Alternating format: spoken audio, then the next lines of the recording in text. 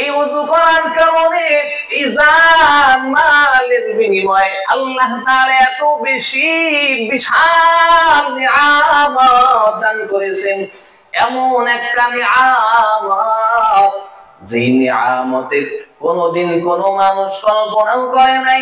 আল্লাহর নবী বলেন জান্নাত এমন একটা নিয়ামত যে নিয়ামতের কল্পনা কোনদিন কোন মানুষ করে নাই, আর কোনদিন কোন মানুষের চক্ষু দেখে নাই, আর কোনদিন কোন মানুষের জবান বলতে পারে না।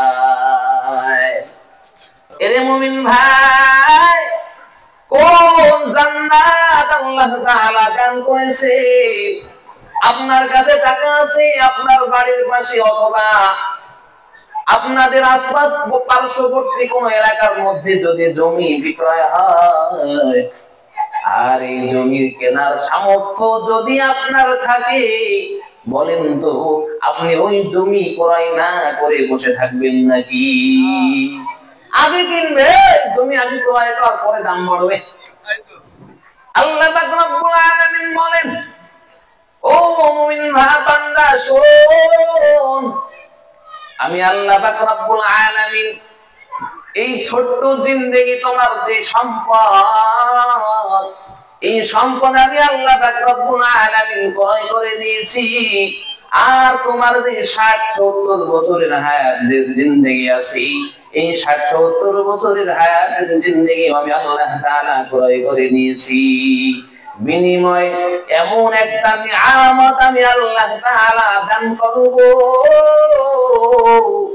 যে নিয়ামত শুরু হবে আর কোনদিন শেষ নাই, কোনদিন শেষ হবে না রে আল্লাহর গোলাম।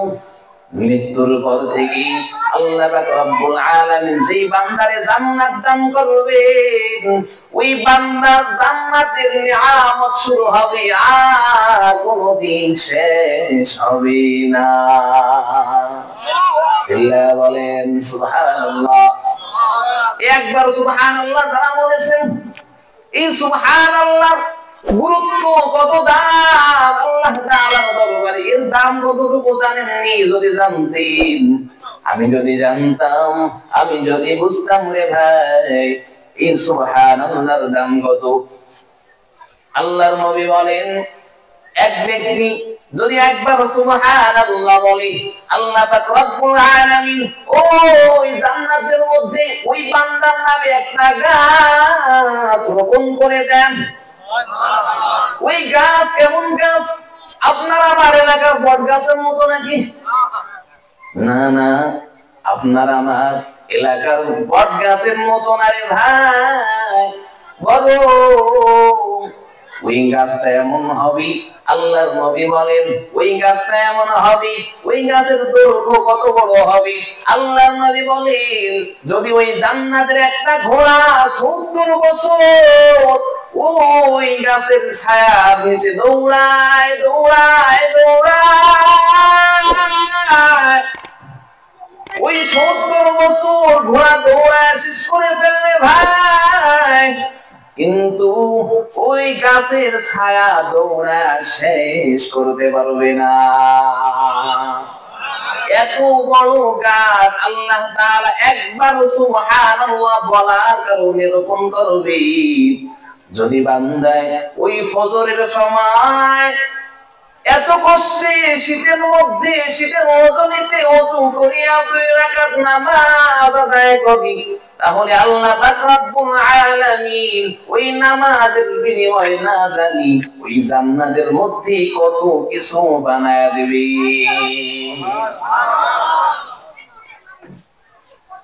এর এলাকার মুসলমান ভাই চিল্লা বলেন, এই জীবনের সারা জিন্দেগির সব নাজ নিয়ামত গুলো কার? আরো জোরে বলেন কার? যদি আল্লাহ বলেন, ও বান্দা তোর জীবনের সব নিয়ামত গুলো কি আমি আল্লাহ তাআলা নিজেই দিয়েছি, কোনো টাকা চাই নাই, তবে আমি আল্লাহ তাআলা তোকে দেওয়ার পর শুধু আমি আল্লাহ তাআলা তোর জান্নাতের বিনিময়ে কিনে নিয়েছি, সব নিব না, বরং কিছুটা আমি আল্লাহ তাআলার জন্য ব্যয় করবি। আমি আল্লাহ পাক রব্বুল আলামিন এই সামান্য পরিমাণ ব্যয় করার কারণে আমি আল্লাহ তাআলা তোকে জান্নাত দান করে দিব। এর এলাকার মুসলমান ভাই, আল্লাহর নবী বলেন as-sadaqatu taruddul balaya। আল্লাহর নবী বলেন এই সব কিছু আল্লাহ তাআলা নিজে দান করলেন, আবার আল্লাহ পাক রব্বুল আলামিন ক্রয় করে নিলেন জান্নাত দান করবেন বলে।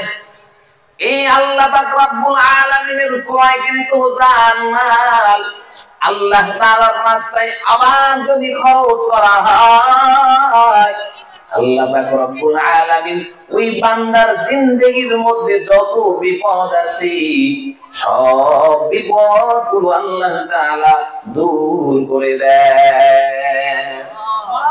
এর এলাকার মুসলমান ভাই, হযরতে মূসা আলাইহিস সালাতু ওয়াস সালাম ছিলেন নাকি? নাম শোনা গেছে না? দেখি নাই তো কখনো। কে ছিলেন হযরতে মূসা আলাইহিস সালাতু ওয়াস সালাম? কে ছিলেন? আল্লাহর নবী ছিলেন। সরাসরি দুনিয়া থেকে আল্লাহ তাআলার সাথে কথা বলেছেন, কারীমুল্লাহ বলে।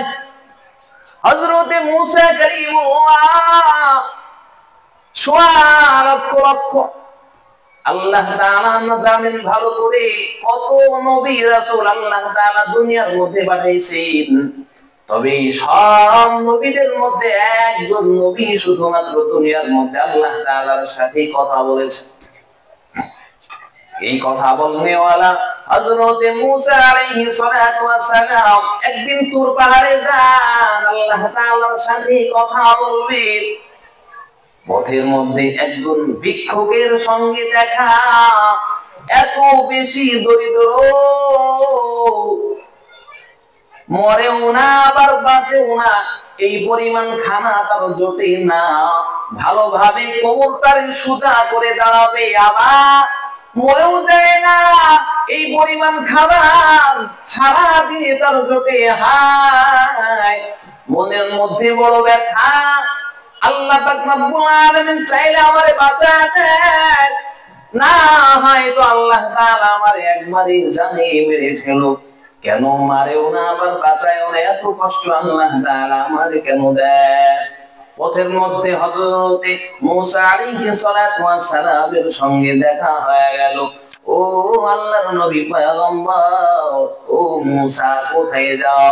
বলে আল্লাহ তাআলার সঙ্গে কথা বলার জন্য তোর পাহাড়ের দিকে যায়। আপনাদের খারাপ লাগছে নাকি? সত্যি খারাপ লাগছে না তো? চলবে কিছুক্ষণ। হযরতে মূসা আলাইহিস সালাতু ওয়াস সালাম বললেন, ও আল্লাহর বান্দা, আমি তোর পাহাড়ে যাই, আল্লাহর সঙ্গে কথা বলবো তাই। ভিক্ষুক বলে, ও আল্লাহর নবী পয়গম্বর, আমি বড় অসহায়।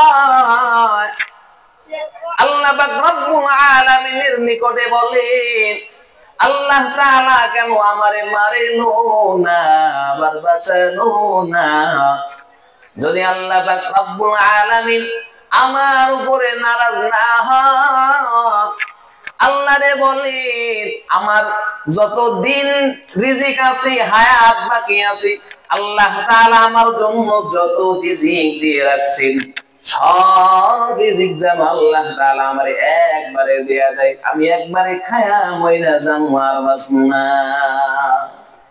হযরতে মূসা আলাইহিস সালাতু ওয়াস সালাম আল্লাহর দরবারে পেশ করলেন, ও আল্লাহ, আপনার অমুক বান্দা আমারে বলেছে যদি আপনি তার উপরে নারাজ না হন, আপনি তার সারা জিন্দেগির রিজিক একদিনে দিয়া দেন, সেই সব রিজিক খায়া মৃত্যুবরণ করবে, আর বাঁচবে না।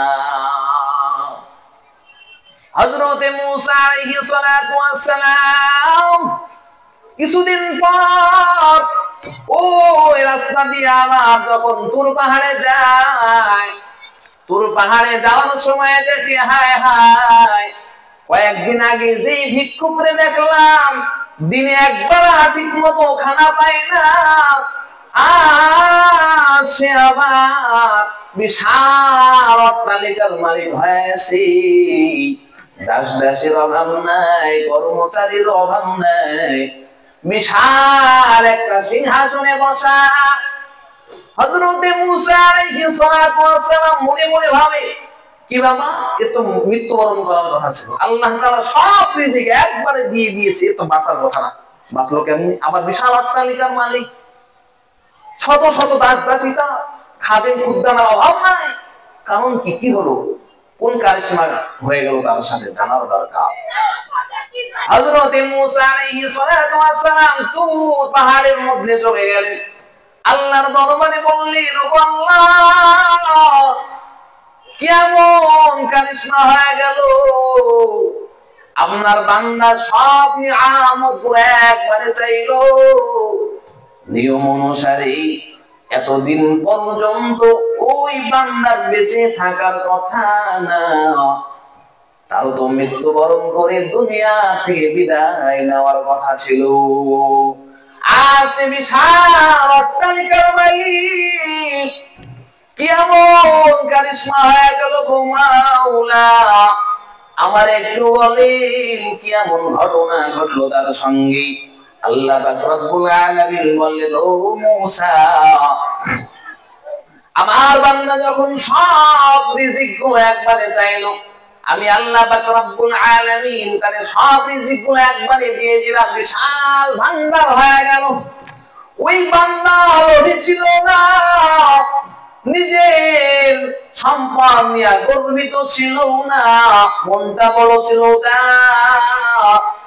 আমি আল্লাহ পাক রব্বুল আলামিন যখন তার সব নিয়ামতগুলো সামনে হাজির করে দিলাম, ওই বান্দা মনে মনে ভাবলো, আমি হয়তো বা কয়েকদিনের মধ্যেই মারা যাব, আর আমার বিশাল সম্পদগুলো দুনিয়ার মধ্যে রয়েই তো যাবে, আর এই খাবারগুলো 3 দিনের বেশি বাঁচিয়ে রাখা, ভালো রাখা সম্ভব না। সুতরাং আমি আমার মতো যারা দরিদ্র আছে ওদেরকে ডাক দিয়া সব খাওয়ায় দিব। এই যেই ভাবা সেই কাজ, সবাইকে ডাক দিল, এভাবে সবগুলো বন্টন করে দিল। আল্লাহ পাক রব্বুল আলামিন বলেন, তার এই দাম করাটা আমি আল্লাহ তাআলার এত বেশি পছন্দ, আমি আল্লাহ পাক রব্বুল আলামিন এত বেশি খুশি হয়েছে রে মূসা, আমি আল্লাহ পাক রব্বুল আলামিন ওই বান্দার উপরে খুশি হইয়া আমি আল্লাহ তাআলা ওরে দুনিয়ার মধ্যে বাদশা বানায় দিয়েছি।